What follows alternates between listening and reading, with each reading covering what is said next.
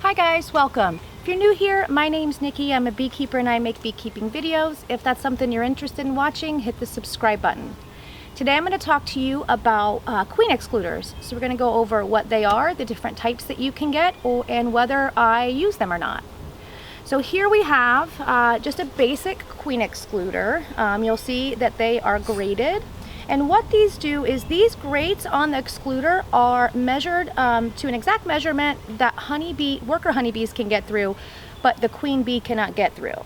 So what beekeepers that use these will do is they will put them between their brood chambers and their honey supers.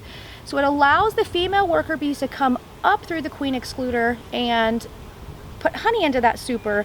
The queen bee cannot get through, so what you end up having is a super full of just honey with no brood in it.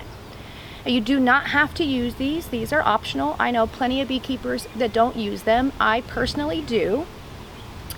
There are some beekeepers who believe or think that it makes the bees less productive to have a queen excluder on, and I do think there's some truth to that. Me personally, I am a recreational beekeeper.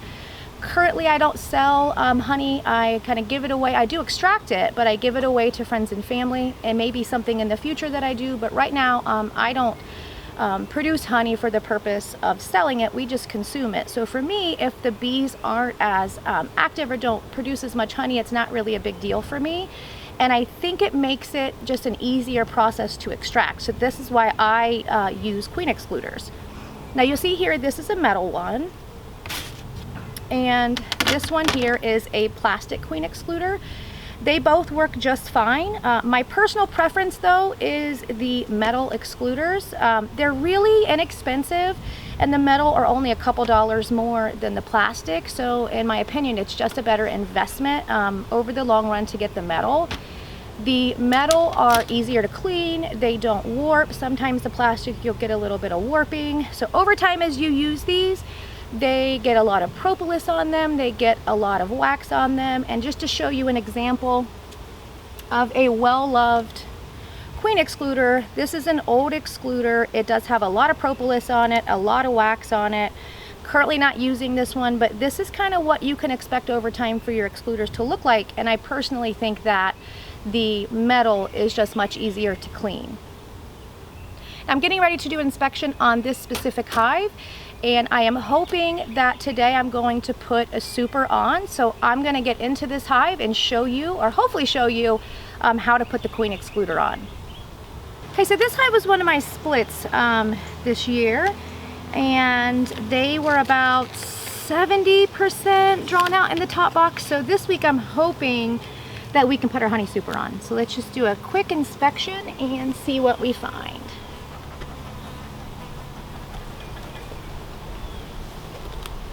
Had a really good nectar flow so far in my area. Just checking for my queen.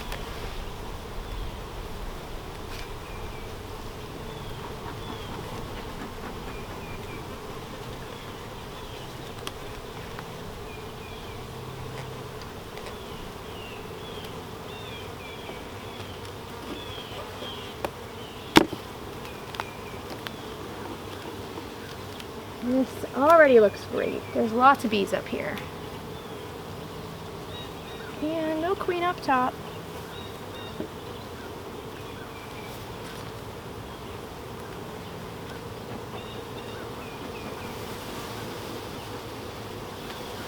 So before putting your honey super on, you want them to be a majority drawn out in the top box. I think this box has been on, I think 3 weeks. I have to go back and check the dates, but always check for your queen, even on the outer frames, because again, this has no excluder between these boxes, so she can be anywhere. Nothing on this frame.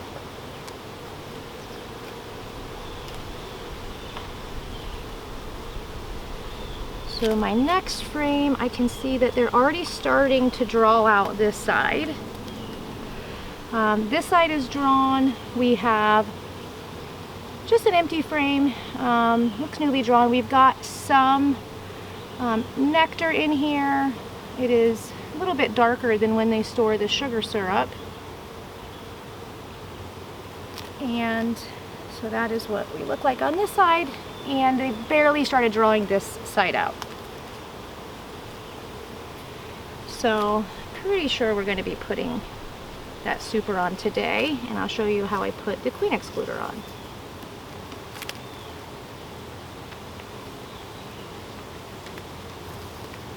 So up here, got a frame of larvae and really nice nectar on the outside, and a whole frame of nectar here.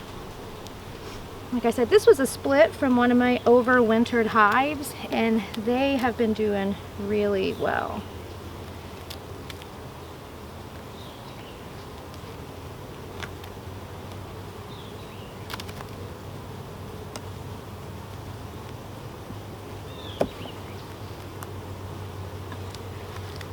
Go ahead and smoke them a little bit more.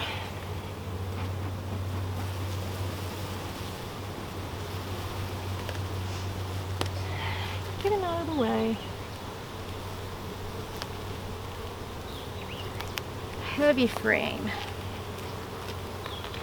So here I have a frame of syrup and a little bit of brood on this frame.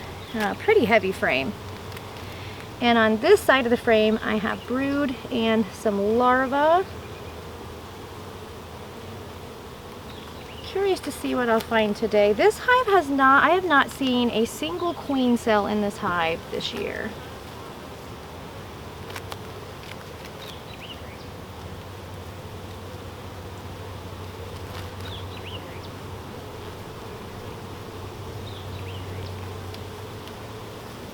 And this side I have a frame with some brood and some nectar in the middle.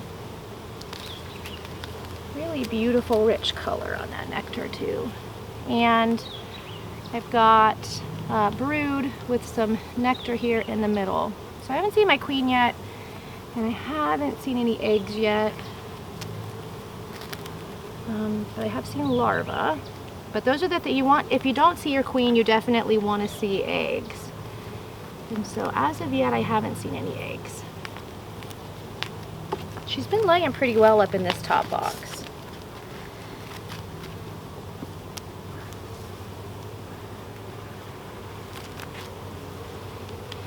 This hive, I haven't really done a vlog of this hive, but they initially were not storing that much nectar. Lots and lots of brood. And we've got some brood, have some bees that are just getting ready to emerge. So hopefully I can maybe get this on film. So if you look right here, there are some little baby bees that are getting ready to emerge from those cells.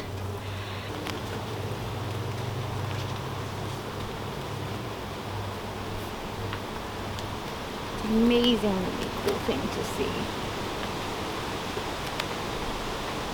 So after we took a little break, a little hiatus there to check out something interesting, let's get back to our hive inspection.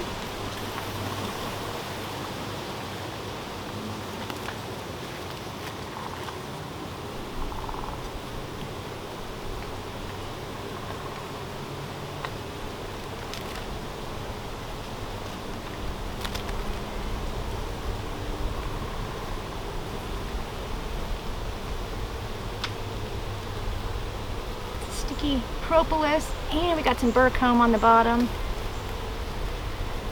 So I'm not seeing my queen in this frame either. Lots of syrup and some brood. Lots and lots of brood up here. So this side we have capped brood, and on the other side we've got some brood and some syrup. So I still have not seen any eggs yet. Or my queen, I haven't seen her yet either.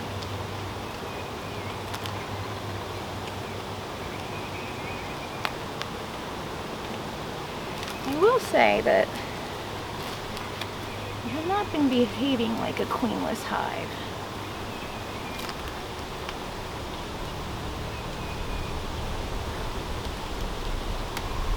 Okay. Another solid frame of nectar. And we do have eggs. We've got eggs on this frame and lots of nectar. We do have eggs, so that makes me feel better to see the eggs. But this side of the frame is solid nectar. Really beautiful frame. No queen cells.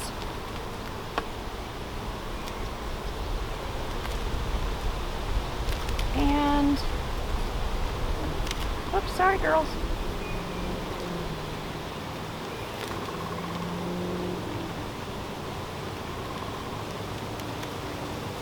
And this side we have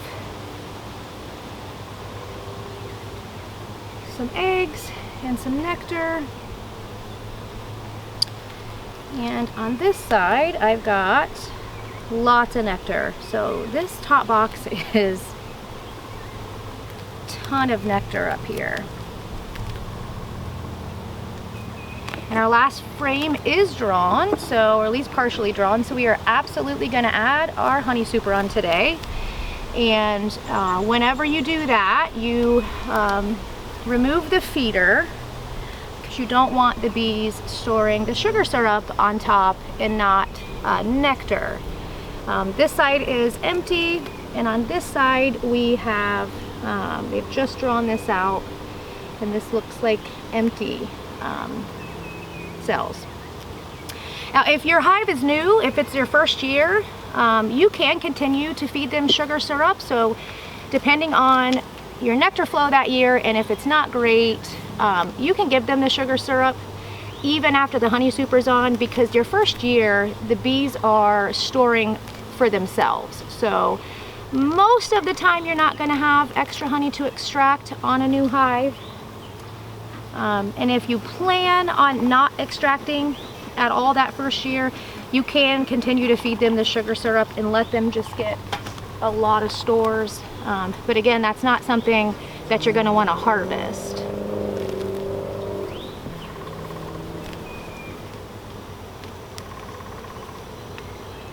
Okay, so I'm definitely going to add the honey super on this hive today, but what I'm going to do first is I'm going to go ahead and inspect my bottom box. So I will go ahead and do that and then be right back with you when we put our excluder on. Okay, so I have completed my inspection on the whole hive, and they look good. Lots of eggs and brood in the bottom, couple frames of nectar, and almost completely drawn out. I did see one empty queen cup in the bottom, which I'm not surprised because they're pretty full. What I'm going to go ahead and do now is we're going to place our queen excluder right here on top of the second brood box. Just going to go right there.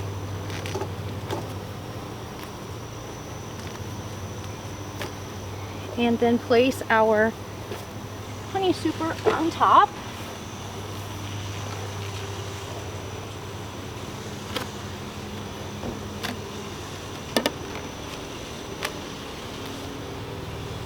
Just kind of fix my frames here. A little jumbled in transit.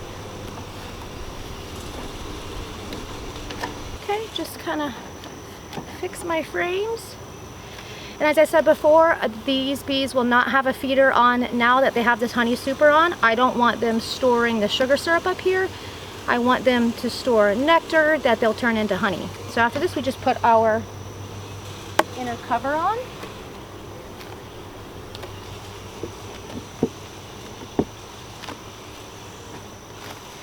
And our outer cover. Okay guys, that is how you put a queen excluder on your hive and a honey super. If you have any questions, please leave them down in the comment section below. If you found this video helpful, please give it a like. Thank you guys for watching, and I hope you have a fantastic day.